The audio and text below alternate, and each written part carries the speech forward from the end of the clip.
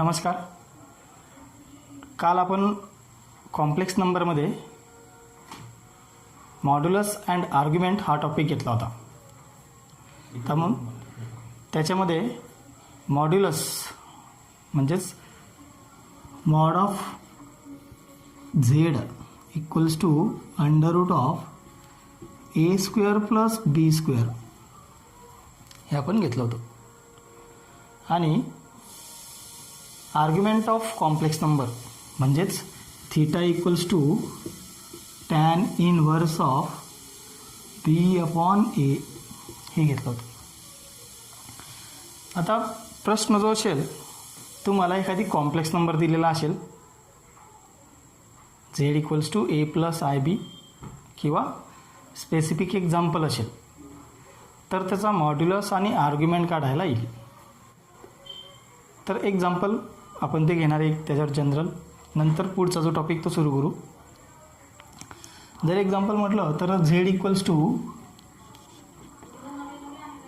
1 plus I हा आपण एक कॉम्प्लेक्स नंबर घेऊ. Z equals to 1 plus I. आता मॉड ऑफ झेड त्यांनी सांगितलं आपल्याला कळायला, आणि आर्ग्युमेंट ऑफ झेड म्हणजेच find the modulus and argument of the following complex number. आता हा झेड दिला आहे 1 प्लस आय. हा झेड म्हटलं म्हणजे जनरली जर त्याला म्हटलं आपण ए प्लस बी आय लिहू शकतो. याच्यावरनं कम्पेअर करा तर एची किंमत आली 1 आणि बीची किंमत आली 1. मॉड ऑफ झेड काढायचा आहे म्हणजेच मॉड्युलस ऑफ झेड काय आपला, तर under root of A square plus B square. त्यात व्हॅल्यूज टाकून द्या. एची व्हॅल्यू तुमचा under root of 1 square plus under root of 1 square. काय येईल 1 प्लस 1 2 म्हणजेच रूट 2. हा झाला मॉड ऑफ झेड. आणि नंतर थीटा काढायचा म्हणजेच आर्ग्युमेंट ऑफ झेड. तर थीटा इक्वल्स टू येतो tan inverse of B upon A. Theta equals to tan inverse of B upon A. तर थीटाची किंमत तुमची कशी काढणार, तर बी आणि एची किंमत टाकून द्या टॅन इनव्हर्स ऑफ. तर बीची किंमत आहे 1, एची किंमत आहे 1 म्हणजेच theta equals to tan inverse of 1. आता theta equals to tan inverse of 1. आता तुमचं इनव्हर्स ट्रिग्नोमेट्रिक फंक्शन हे चॅप्टर झालेलं नाही आहे. मग आता ते कसं काढणार आपण, तर सिम्पल आपण सुरुवातीला मी आज काल जे लेक्चर घेतलं त्याच्यामध्ये सांगितलं होतं, तर tan theta equals to B upon A येतो. त्याचप्रमाणे असा उलट विचार करा की टॅन इनव्हर्स ऑफ 1 आला आहे म्हणजे थीटाची किंमत आहे, तर टॅन हा 1 कधी येईल, तर टॅनच्या किमती आपण किती 3च आहेत. एक टॅन 30, टॅन 30ची किंमत 1 अपॉन रूट 3, टॅन 45ची किंमत 1 आणि टॅन 60ची किंमत रूट 3 आणि टॅन 90ची किंमत ती नॉट डिफाईंड आहे म्हणजेच इन्फिनिटी. मग आता टॅन इनव्हर्स ऑफ 1 आला म्हणजे टॅन हा 1 कधी असतो, जेव्हा थीटा हा 45 असेल म्हणजेच रॅडियनमध्ये π/4 म्हणजेच थीटा इक्वल्स टू किंमत आली π/4. ही झाली आर्ग्युमेंट. म्हणजेच मॉड्युलस ऑफ झेड आला रूट 2 आणि थीटा आला तुमचा π/4. आता अशी एक्झाम्पल्स येतील. हा 1 प्लस आय, तर दुसरं जे एक्झाम्पल असेल 1 प्लस आयच्या ऐवजी ते म्हणतील तुम्हाला Z equals to 1 minus i. Z equals to -1 minus i आणि Z equals to 1 -1 plus i. पुढचे हे 3 नंबर्सही राहतील. आता हे यातही तेच यांचंही मॉड्युलस आणि आर्ग्युमेंट काढायला येऊ शकते. मग यांच्यात आता एच्या किमती काय येत आहेत, याच्यामध्ये तुमची एची किंमत आली +1, बीची किंमत आली -1. नंतर याच्यात एची किंमत आली -1, बीची किंमत आली -1. नंतर याच्यात आली तुमची एची किंमत -1 आणि बीची किंमत आली +1. ह्याच किमती जर याचा मॉड्युलस आणि आर्ग्युमेंट म्हटलं तर एची किंमत 1, बीची किंमत -1 इथं टाकून द्या. म्हणजे हा तुमचा काय असेल -1चा स्क्वेअर. तर -1चा स्क्वेअर सुद्धा +1च येणार आहे. म्हणजेच 1+1√2 येईल. यात नंतर दुसरं एक्झाम्पल -1 - i म्हणजे -1 - 1 दोघंही -1 आहेत म्हणजे हाही तुमचा -1 झाला.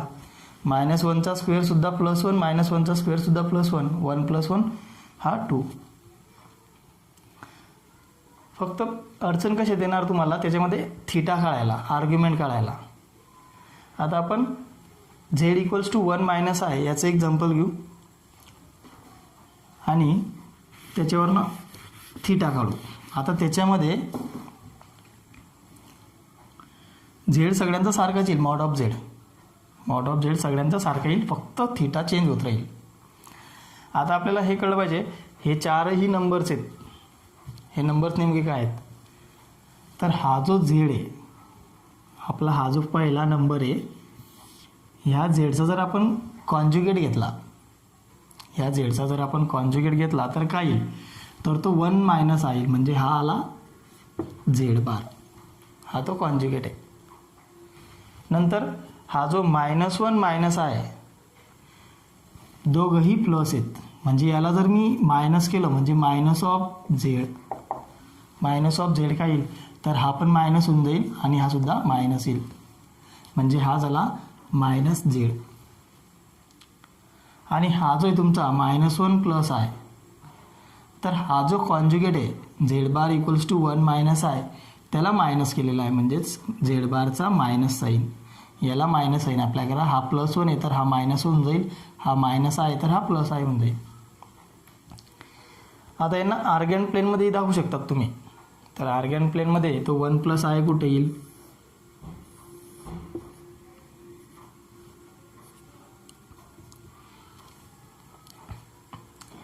मी काय म्हटलो तो रिअल पार्ट पॉझिटिव्ह आणि इमॅजिनरी पार्ट पॉझिटिव्ह म्हटलं म्हणजे कोणता, आता फर्स्ट क्वाड्रंट असणार म्हणजेच हा 1 आणि 1, एची किंमत 1 बीची किंमत 1 म्हणजे जवळपास हा 1 इथं असेल, A1 नंतर हा तुमचा 1 असेल इथं म्हणजे तो पॉईंट तुमचा इकडे येईल 1 1, हा 1 + i.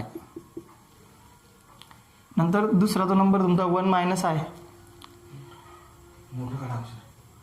दुसरा जो नंबर आहे 1 - i, तर याच्यामध्ये काय आहे, रिअल एक्स ॲक्सिस रिअल आहे, सॉरी एक्स हा पॉझिटिव्ह आहे आणि इमॅजिनरी निगेटिव्ह आहे म्हणजेच इकडे येईल तो नंबर तुमचा, म्हणजे तुमचा 1 - i फोर्थ क्वाड्रंटला येईल. नंतर हा जो थर्ड नंबर आहे म्हणजेच मायनस ऑफ झेड -1 - i तो तुमचा इकडे येईल, दोघंही निगेटिव्ह, रिअल पार्टसुद्धा आणि इमॅजिनरी पार्टसुद्धा, तर तो इकडे निगेटिव्ह असतो दोघांमध्ये, हे निगेटिव्ह आणि हा निगेटिव्ह म्हणजे तो इकडे येईल तुमचा -1 - i. आणि फोर्थ जो आहे तो -1 + i तो तुमचा इकडे येऊन जाईल -1 + i. अब तुम्हाला काय म्हणतील, हे चारही दिलेले असेल म्हणजेच तुम्हाला फक्त प्रश्न कसा असू शकतो, if z = 1 + i then find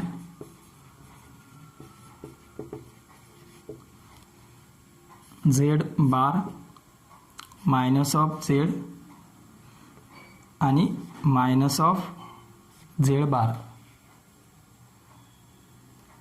हा मायनस साईन बाहेर आहे, कॉन्ज्युगेटचा मायनस साईन घेतलेला आहे. And compute them in complex number किंवा represent them in a complex number, complex plane, compute them in complex plane किंवा find their modulus and argument हा प्रश्नसुद्धा राहू शकतो. आता एकच ध्यान ठेवा, मॉड्युलस काढायचं म्हटलं म्हणजे मॉड ऑफ झेड काढायचं म्हणजे √a² + b² आणि थिटा म्हटलं म्हणजे argument tan inverse of b/a. आता तुम्ही म्हणणार सर की केव्हा नंबर बदलत राहील, 1 + i न देता दुसरा एखादी नंबर घ्या, z =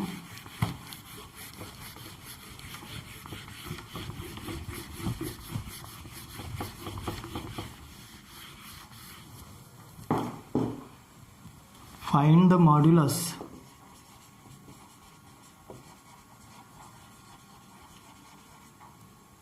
अँड आर्ग्युमेंट. कधी कधी आर्ग्युमेंट न म्हणता ॲम्प्लिट्यूडसुद्धा म्हणतील. Find the modulus and amplitude.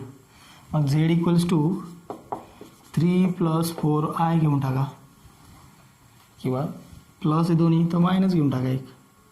3 - 4i. Signs बदलत राहतील, नंबर बदलणार आहे. आता हा झेड दिलेला आहे, तर मग मॉड ऑफ झेड करायचं आपल्याला. तर सगळ्यात पहिल्याला कम्पेअर करा. Z equals to a + ib, किंवा याला bi सुद्धा लिहू शकतात. a + bi, काही फरक पडत नाही. आय अगोदर लिहा किंवा नंतर लिहा. तर a ची किंमत आली तुमची ही 3 आणि b ची किंमत आली -4. मॉड ऑफ झेड काय आहे? √(a² + b². Mod of Z equals to √(a) ची किंमत दिली तुम्हाला हा 3² आणि प्लस b ची किंमत आहे -4². तो काय येईल तुमचा मॉड ऑफ झेड? √9 + 16 √25 आला तुमचा 5 मॉड ऑफ झेड. नंतर थीटा काढा. Theta equals to tan inverse of b/a. म्हणजेच theta equals to tan inverse of b/a. b ची किंमत दिली आहे -4 आणि a ची किंमत दिलेली आहे 3. Theta equals to minus sign बाहेर येऊन जाईल, म्हणजेच tan इनवर्स ऑफ 4/3.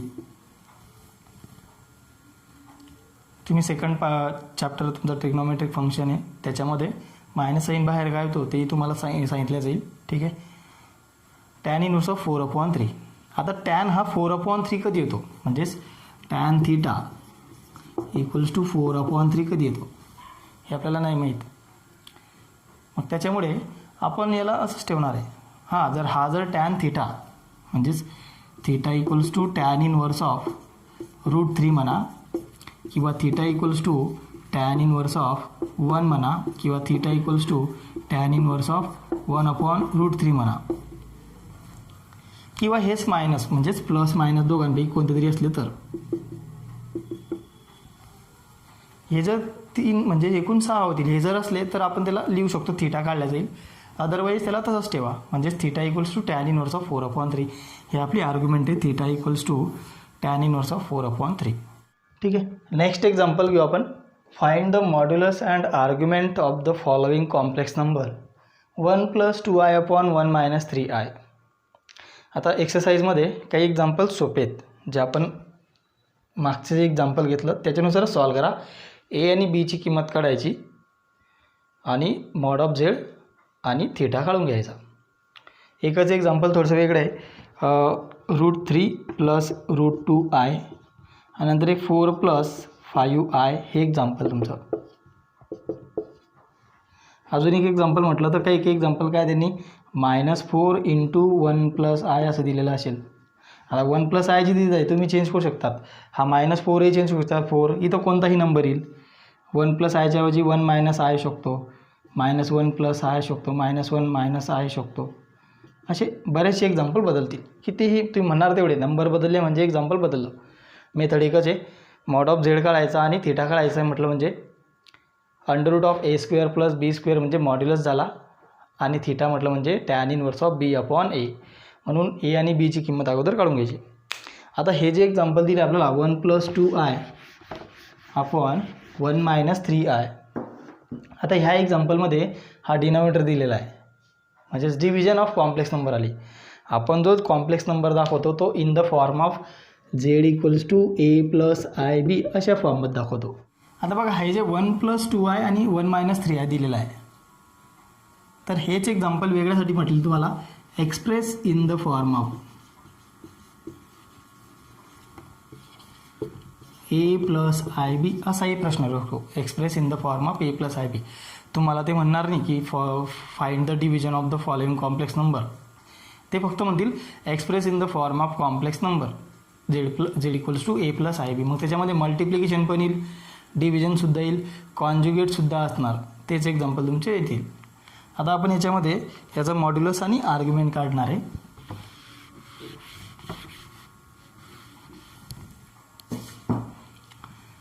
अगोदर हा तुमचा झेड इक्वल्स टू दिलेला आहे 1 + 3i अपॉन 1 + 2i दिलेला आहे अपॉन 1 - 3i. डिनॉमिनेटर मी काय म्हटलं होतो, जेव्हा जेव्हा तुम्हाला डिव्हिजन ऑफ कॉम्प्लेक्स नंबर येईल डिनॉमिनेटरला रिअल करा. रिअल करायचं म्हटलं म्हणजे डिनॉमिनेटरचा जो कॉन्ज्युगेट आहे त्याने त्याला दोघांना मल्टिप्लाय करा. म्हणजेच 1 + 2i अपॉन 1 - 3i. 1 - 3iचा कॉन्ज्युगेट काय येईल तर 1 + 3i अपॉन 1 + 3i. पुढचं मल्टिप्लिकेशन आहे फक्त दोघांची. काय येईल 1 × 1 हा झाला 1, 1 × 3i म्हणजेच +3i, 2i × 1 म्हणजेच +2i आणि 2i × 3i म्हणजे 2 × 3 6 आणि हा i × i i² upon 1 - 3i × 1 + 3i. ध्यान ठेवा नेहमी z × z बार तो येतो a² + b², म्हणजे रिअल पार्टचा स्क्वेअर प्लस इमॅजिनरी पार्टचा स्क्वेअर. मग रिअल पार्ट काय इथं हा 1 म्हणजेच 1चा स्क्वेअर आणि हा -3 किंवा +3 म्हणजेच हा 3चा स्क्वेअर. काय येईल 1 प्लस हा 6 आहे तुमचा म्हणजे 1 + 3i + 2i हा झाला 5i. नंतर हा 6i² आहे, i² किंमत आहे -1 म्हणजे -6 झाला, 1² झाला 1 आणि हा झाला 9. आता हा 1 - 6 हा झाला -5 प्लस 5i अपॉन हा झाला 10. दोघांमध्ये 5 कॉमन आहे, काढून घ्या बाहेर. म्हणजेच 5 जर कॉमन काढला तर तुमचा येईल हा -1 प्लस i अपॉन 10 हा झाला तुमचा -1 प्लस i अपॉन 2. कधीही मॉड्युलस आणि आर्ग्युमेंट काढताना कॉम्प्लेक्स नंबर हा a + bi ह्या फॉर्ममध्ये पाहिजे, a + ib ह्या फॉर्ममध्ये. म्हणजेच याला लिहिताना आपण -1/2 आणि +1/2 × i असं लिहू शकतो. हा झाला आपला a + ib या फॉर्ममध्ये. बऱ्याच वेळा तुम्ही काय करतात डिव्हिजन करून घेतात, मल्टिप्लिकेशन करून घेतात, पण त्याला अशा फॉर्ममध्ये लिहित नाही, सेपरेट फॉर्ममध्ये. रिअल पार्ट सेपरेट दिसला पाहिजे आणि इमॅजिनरी पार्ट सेपरेट दिसला पाहिजे. हा झाला आपला झेड. आता याच्यावर याची किंमत काढा तर z equals to a + ib सोबत कम्पेअर करा. मग याच्यावरनं a ची किंमत आली -1/2 आणि b ची किंमत आली 1/2. Mod of z equals to √of -1/2 bracket square plus 1/2 bracket square.